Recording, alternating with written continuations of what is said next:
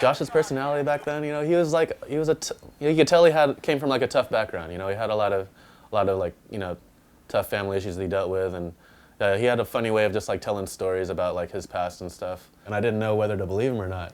When I went to live back with my dad in Dallas, we didn't get along at all. I was doing my thing in the city of Dallas, hanging out with these dudes who were like, not necessarily like gangsters, but kinda. But they were skaters, and I fell right into that mix. Around that time, I got locked up in this mental institution for like 6 or 7 months. I got caught stealing, and they took me to jail for stealing, and I was in there for like 2 days, and this bounty hunter dude in a full suit, and he was almost albino, took me out of the jail. He pulls out a 9mm, and he says, "Hey, state of Texas says I can do anything in my power to keep you from running, so don't run." It's like, all right. So on the way down there, he had me filling out all these like crazy psych forms, you know, like, do you study license plates, and just crazy questions. So I got put in this institution where there was all these murderers who got out on whatever, they were like fucked up in the brain. So instead of going to prison, they went here. No shoestrings, no belts, big magnet locks on the doors. They'd take my blood every couple days, and I would go into these counseling sessions, and they'd be like, "So what are you doing here?" Johnny, Timmy, they all killed somebody. He raped 4 girls, like blah, blah, blah. And they'd come to me, and I'd be like, "I don't fucking know. You guys are all fucking psycho." One day I ran out of toilet paper, and you walk up to the lady. She had to like go back into the closet. So when she went back in the closet, her little desk phone, I picked it up, hit 9, and dialed my mom. My mom answered, screaming at me. I told her I was in Salt Lake City at some place, and I ended up waking up in a closet they hit me from behind with some drugs. So, whatever, you move forward, and bounty hunter came, scooped me up, says, "All right, you're on a plane back to Dallas," and he says that what it was my dad did it. Like, he thought I was this, like, fucked up kid, and he hired this dude to get me, and then his insurance company paid for it. And shit, I'd have been in there 6 years, you know? But I got out in 6 months. And when I got out, the 8th Street thing just wasn't even an option for me, you know? The girl I would call to get the boxes and all that stuff, when I called her, she was like, "Yeah, you know, Tony said, no, he's out." So skating was almost done for me, you know? I didn't give a shit, dude. Like, I didn't have a board, I didn't have none of that, and I didn't care. I got back with my homies. I told my dad, fuck him, like, fuck you, I know the whole story, I don't have nothing to do with you anymore. And I went to Dallas, and I just hung out with my friends, and we lived in North Dallas, just hood. I mean, it was cockroaches and gangsters, and I mean, it was crazy. And it wasn't until, like, I heard these rumors that Jamie Thomas was coming in to Dallas. Shit, I ain't even skated in 6 or 7 months, you know? I was traveling across the United States with some buddies, and at that time I rode for Invisible.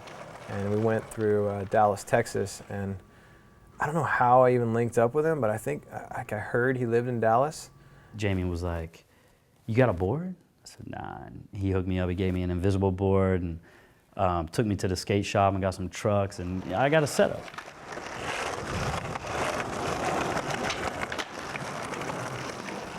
We went skating that day, and it was just like, I was filming him, and he was just seriously so good. Like, at that time, he was like, it was obvious he was way better than a lot of people, you know, and like, he was definitely good enough to be sponsored by whoever. But he was just like hanging out with these like gangbanger dudes in Dallas, like super thug dudes that they were super cool and stuff, but it was just a whole nother life, you know. There was nothing about skating. Even though all the dudes in his clique used to skate and were skaters, they were kind of like more about, you know, kind of being like thug hustlers, and they were skaters, so. It was obvious that he didn't have a real stable situation going on. Like, I think he was living with his dad at the time, but I don't even know if he was staying with his dad. He was probably, you know, maybe just 18 then. It was insane. Like, right then I was like, wow, this is like one of the best dudes I've ever seen skate. Like, he's like so good. All I know is we skated that weekend, and I filmed, I don't know, like 2 minutes of probably the best skateboarding I've ever done in my life to this day.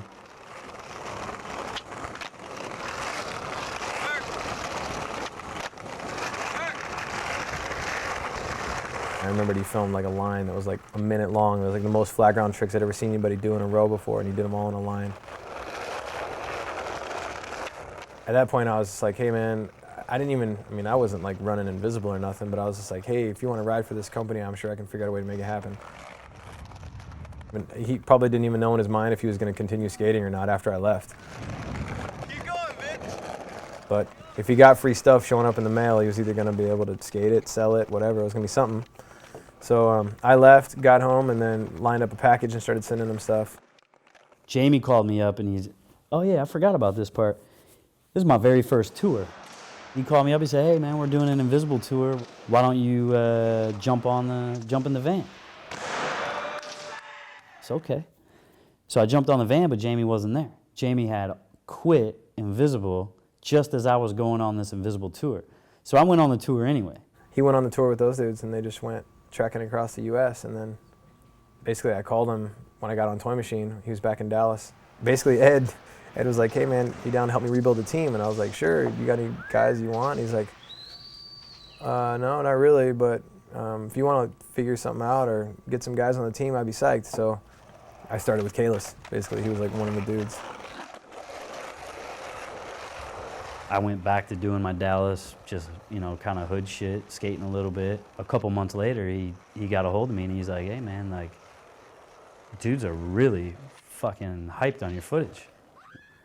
I guess, I don't know where he put it, but he was like, dude, if you can get out here, I'll let you live at my house. You just have to get out here. I mean, I didn't know how I was gonna do it. I mean, I made a little bit of money just hustling kids and betting on Mortal Kombat, and we had this dude who would work full-time job, and me and my homie would just like take his check, and pay ourselves. My dad told me $350 for gas, and he'd fly me out. But he owned one of them little Cessna planes, right?